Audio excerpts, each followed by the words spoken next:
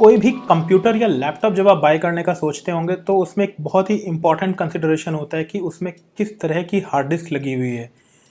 इसमें पॉपुलरली दो तरह के ऑप्शंस आपको देखने को या सुनने को मिलते होंगे, जिसमें से एक होता है ट्रेडिशनल हार्ड डिस्क, जिसको कि हम कॉमनली HDD भी बोलते हैं, यानी कि हार्ड डिस्क ड्राइव, और दूसरा ऑप्शन होता है SDD यानी कि सॉलिड स्टेट ड्राइव। इन दोनों ही तरह की हार्ड डिस्क में क्या डिफरेंसेस होते हैं, और जब भी आप कभी कोई नया लैपटॉप या कंप्यूटर लेने की सोचते हैं तो आपके मन में विचार आता होगा कि HDD वाला लिया जाए या SSD वाला लिया जाए। दोस्तों, मैं हूं अंकित, आप देख रहे हैं आउटराइट टेक, और इस वीडियो में आज हम पता करने की कोशिश करेंगे कि इन दोनों ही हार्ड डिस्क के ऑप्शंस में से कौन सी आपको चूज करनी चाहिए, क्या डिफरेंसेस इनमें होते हैं और किन सर्कमस्टांसिस में कौन से तरह का प्रोडक्ट आप लें। बिफोर वी स्टार्ट, अगर आप चैनल पर नए हैं तो जल्दी से कर दीजिए चैनल को सब्सक्राइब, क्योंकि यहाँ पर आपको इसी तरह के टेक वीडियोस देखने को मिलते रहते हैं। अगर आपके पास कोई पुराना लैपटॉप या कंप्यूटर है तो काफ़ी चांसेस हैं कि उसमें एक ट्रेडिशनल हार्ड डिस्क ड्राइव ही होगी। यही वो हार्ड डिस्क ड्राइव है जिसके अंदर की आपके कंप्यूटर का ऑपरेटिंग सिस्टम इंस्टॉल्ड होता है या फिर के एप्लीकेशंस इंस्टॉल्ड होती हैं, जैसे कि वर्ड, पावर पॉइंट, फोटोशॉप या और भी कई तरह की एप्लीकेशंस, और साथ ही आपके सारे फाइल्स एंड फोल्डर्स और सारा डेटा वो भी इसी हार्ड डिस्क पर स्टोर किया जाता है।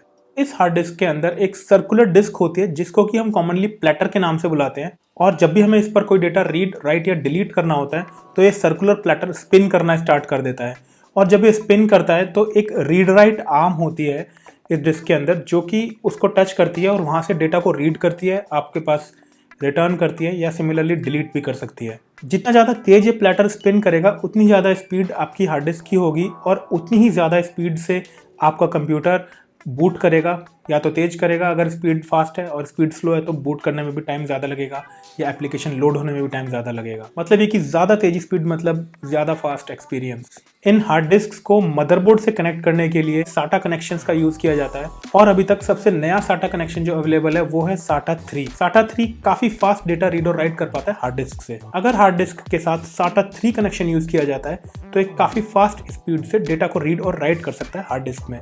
इस डिस्क की स्पिनिंग स्पीड को मेजर किया जाता है RPM में, यानी कि रिवॉल्यूशन पर मिनट, जैसे कि 5200 रिवॉल्यूशंस पर मिनट, 7400 रिवॉल्यूशंस पर मिनट या फिर 10,000 रिवॉल्यूशंस पर मिनट।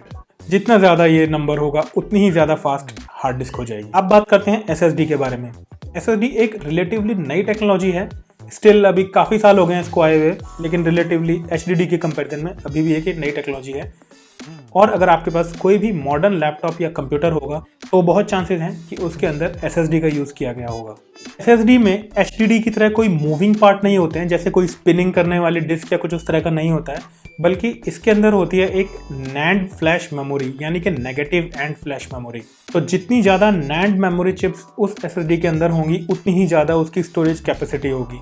पहले ये नंबर बहुत कम हुआ करता था, लेकिन पिछले कुछ सालों में इसमें काफ़ी एडवांसमेंट हो गए हैं इस टेक्नोलॉजी में, और इसकी वजह से काफ़ी ज़्यादा NAND मेमोरी चिप्स को SSD के अंदर फिट किया जा पा रहा है, और इसी के चलते SSD की कैपेसिटी अब पहले से के मुकाबले आजकल काफ़ी ज़्यादा होने लग गई है। और इसी वजह से जैसे कि पहले सिर्फ 64 GB या 128 GB या 256 GB तक की SSD ही देखने को मिलती थी, लेकिन आजकल हमें 512 GB या फिर 1 TB तक की SSD इजीली देखने को मिल जा रही हैं। SSD में चूंकि कोई मूविंग पार्ट्स नहीं होते हैं, इसीलिए इनकी स्पीड्स किसी भी तरह के स्पिनिंग पर डिपेंडेंट नहीं होती है, रादर इनकी स्पीड डिपेंड करती है टेक्नोलॉजी और कनेक्टिविटी पर, जैसे कि PCIe या फिर NVMe या फिर M.2। इनके बारे में अभी हम जल्दी बात करने वाले हैं। अब सवाल आता है कि अगर आपको अपना एग्जिस्टिंग कंप्यूटर अपग्रेड करना है तो क्या आप अपनी एग्जिस्टिंग HDD के बदले उसमें एक SSD लाकर लगा सकते हैं डायरेक्टली? तो इसका जवाब हाँ और ना दोनों में ही है। आइए जानते हैं क्यों। जैसा हमने अभी थोड़ी देर पहले पता किया कि HDD यूज़ करती हैं SATA 3 कनेक्शन, तो मार्केट में कुछ ऐसी SSDs अवेलेबल होती हैं जो कि SATA 3 कनेक्शन के साथ कनेक्टिविटी की सपोर्ट प्रोवाइड करती हैं, और अगर आप इस तरह की कोई SSD लेते हैं तो आप अपनी HDD को रिप्लेस करके उसमें SSD लगा पाएंगे SATA 3 कनेक्शन के थ्रू। लेकिन यहाँ पर एक कैच है, क्योंकि SATA 3 की कनेक्टिविटी जो है वो स्पीड सपोर्ट करती है अप टू 600 Mbps, लेकिन कोई भी SSD जब हम लेते हैं तो वो इससे कहीं गुना ज़्यादा स्पीड को सपोर्ट कर पाती है। लेकिन इस केस में क्योंकि हमने उसको SATA 3 कनेक्टिविटी के साथ ऐड कर दिया है तो उसकी स्पीड लिमिट हो जाती है 600 Mbps तक, जबकि वो कर सकती है कहीं गुना ज़्यादा, लेकिन कनेक्टिविटी पुअर होने की वजह से वो लिमिट हो गई और हमें वो परफॉर्मेंस देखने को नहीं मिलेगी शायद जितनी हमने उम्मीद की होगी। ऐसी किसी भी समस्या से बचने के लिए आपको ऐसी SSD लेनी चाहिए जिसमें PCIe कनेक्टिविटी प्रोवाइड की गई हो, और ऐसी SSD को आप मदरबोर्ड के PCIe स्लॉट में बहुत ही आसानी से लगा पाएंगे और यूज कर पाएंगे, और आपको कहीं गुना ज्यादा फास्टर स्पीड देखने को मिलेगी। SATA 3 और PCIe के अलावा एक और तरह की कनेक्टिविटी अवेलेबल होती है SSDs के लिए, जिसको हम बोलते हैं M.2। इनका यूज ज्यादातर लैपटॉप्स में किया जाता है क्योंकि इनका साइज थोड़ा छोटा होता है, और इसीलिए M.2 SSD बन जाती है लैपटॉप के लिए काफी अच्छा सुटेबल ऑप्शन। SSDs में जो आजकल फास्टेस्ट और लेटेस्ट मॉडल्स चल रहे हैं उनको हम कहते हैं NVMe SSD, क्योंकि ये बहुत ही ज़्यादा फास्ट स्पीड प्रोवाइड करती हैं, इसीलिए आपके कंप्यूटर का बूट टाइम या एप्लीकेशन का लोड टाइम काफ़ी अच्छा हो जाता है।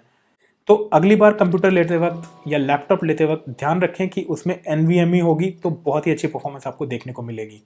अगर बात करें इन दोनों ही तरह की हार्ड डिस्क के प्राइसेस की, तो ऑफ कोर्स SSD का प्राइस HDD से काफ़ी ज़्यादा महंगा होता है, काफ़ी कॉस्टली ये पड़ती है, और इसलिए जिन भी डिवाइसेस में इनको यूज़ किया जाता है वो डिवाइसेस भी कंसिडरेबली महंगे हो जाते हैं।